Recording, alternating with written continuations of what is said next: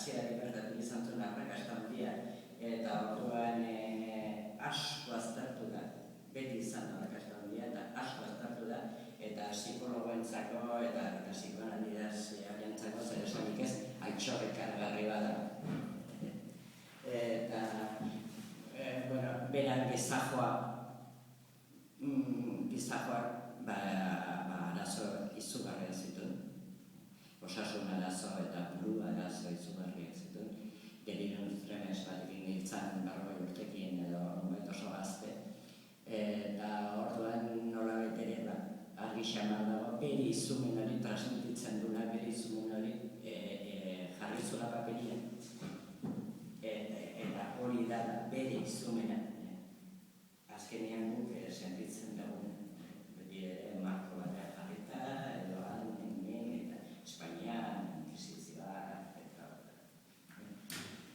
baina hori, azpimarratu egin batez ere modako izate hori interesgarria dela, orain eta krisi garaia hauetan gehiago asko sortzen da, eta orduan hori nik uste beti dela interesgarria. Hemen dauden ikuiak, ikui klasikoenetako batzuk dira, ez dakitzen ari da, sortzi dira. Orduan azkena,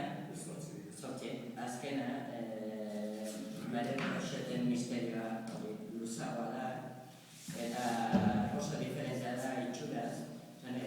Koeren ikuiak dira, alde batetik hemengo 7 dira bezala gehienak dira motxak, eta oro bat, eta bildurrezkoak.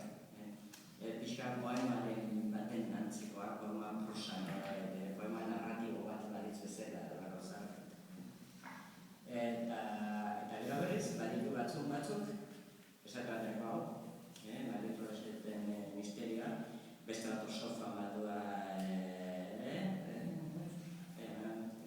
horrek alkoiketak, hori ere tankera berekua, eta da dedukziozko misterioa. Ez da bildurrezko, ez da izumen misterioa dago, eta misterio hori argitu egin behar da. Dedukzituz, aztertuz, baina gogoarekin aztertuz.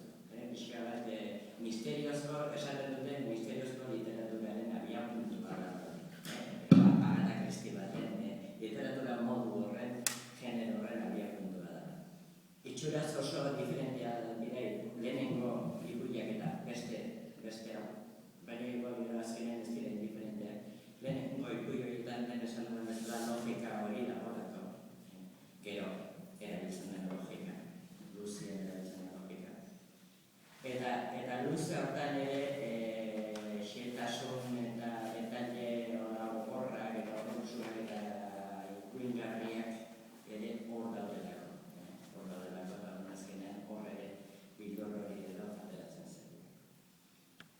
Eta, hori errexi begurtzen dira, motxa dira, eta hori tartezare genentzako dira, genentzako harien batetik aurrerako generentzat, baina gazteek uste oso maite dituztela, eta orain batez ere beldurra eta monstruak eta, monstruak ez dago, hain modan dauden garaietan. Boe hasieratik izan zen oso famatua eta hasieratik izan zen idazle madarikatua. Idazle madarikatua izanik esan bere gakiak sadismoa dela, nekrofilia dela, incestua dela, osagai guztia zituen madarikatua izateko. Orduan horrekin zer pasatzen da, askotet famoa, asko zauet sartzeko. Europan izan zuen hasieran famarik handia, eta gero Europatik bueltatu zen fama, estatu batuetara, batez ere modelarrek itzuli zunien. Euskal Herrian ere, hain txintxoak ematen dugu, baina nubetez hain txintxoak, arrakasta handia izan du, aspalditik, poek eta askotan itzuli da, itzuli dute Mirandek eta Carlos madarikatu ofizialak ere izbakarrikoi, por ejemplo, ni. Baina izan duela beti horrako izen bat baita.